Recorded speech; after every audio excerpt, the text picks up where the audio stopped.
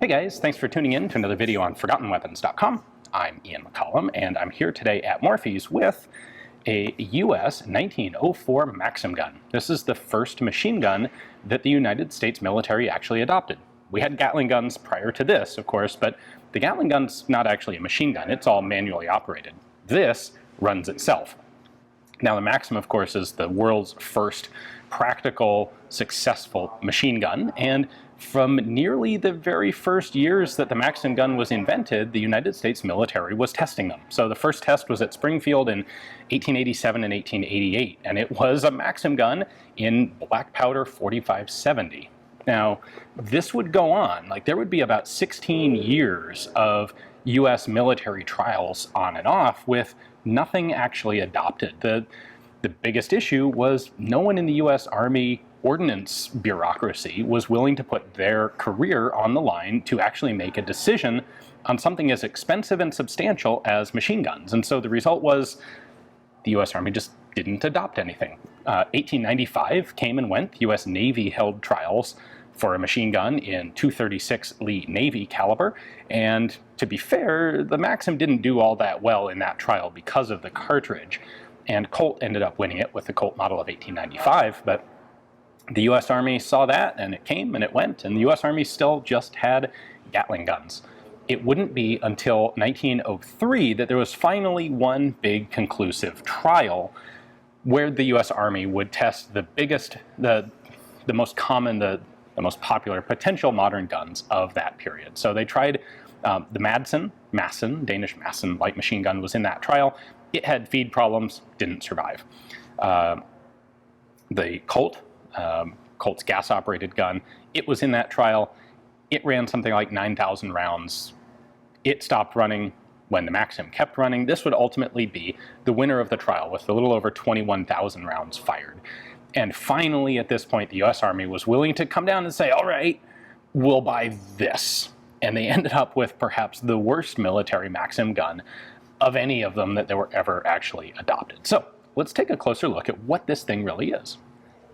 So first off, let me point out that the majority of these guns that were just ordered with standard tripod. A small number of them were ordered with complete carriage mounts, and this was intended to be something for coastal defense fortresses. Remember, 1903, this is a period in American history where we're not going abroad in search of monsters to slay.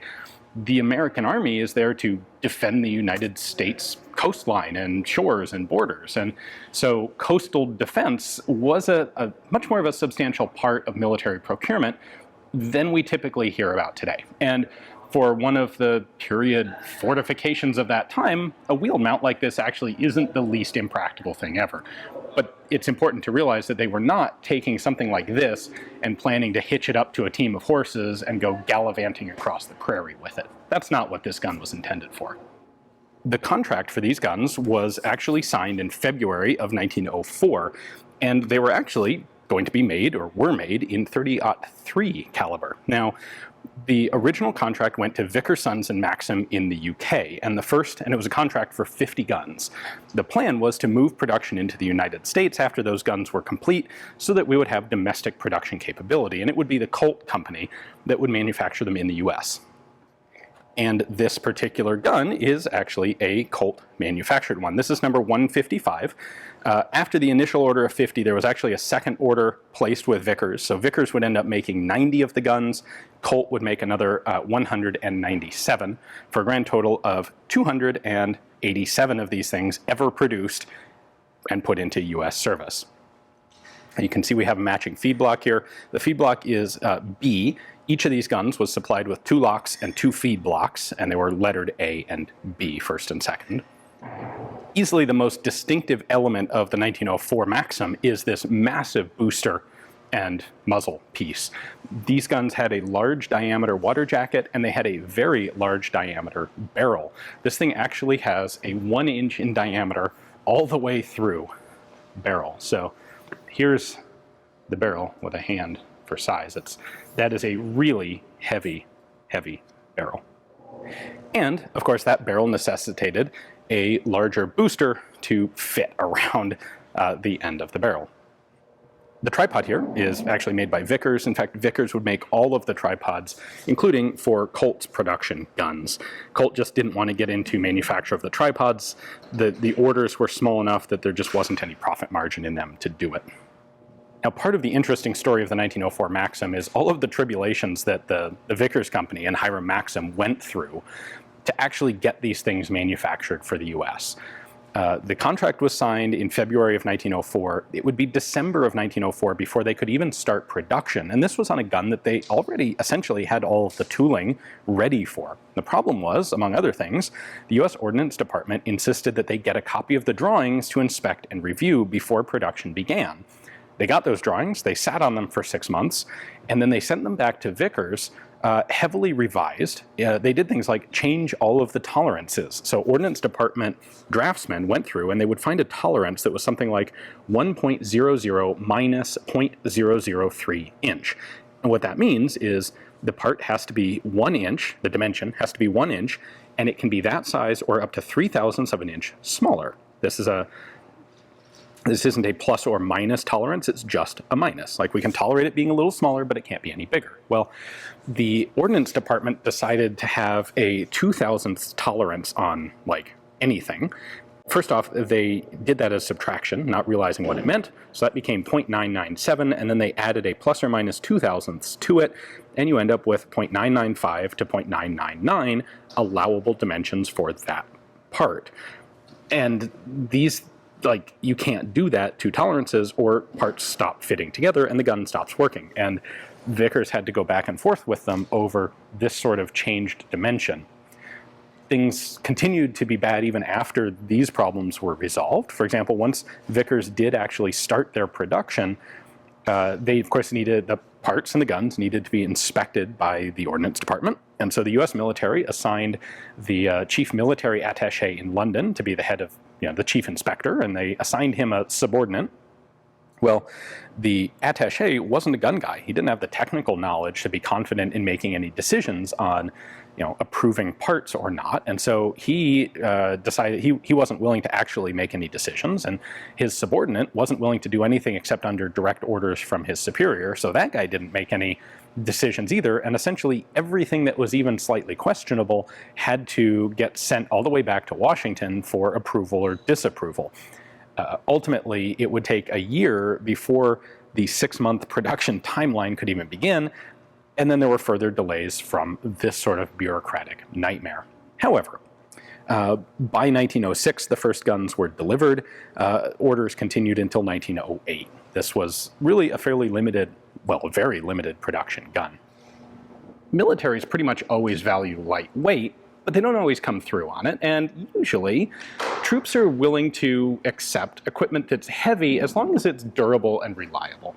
And there are some really good examples of this, like the BAR, like the MAT 49. These are by no means lightweight guns, but they had fantastic reputations because they just always worked. Well, by that logic, you would expect the 1904 Maxim to have been a pretty well-regarded gun.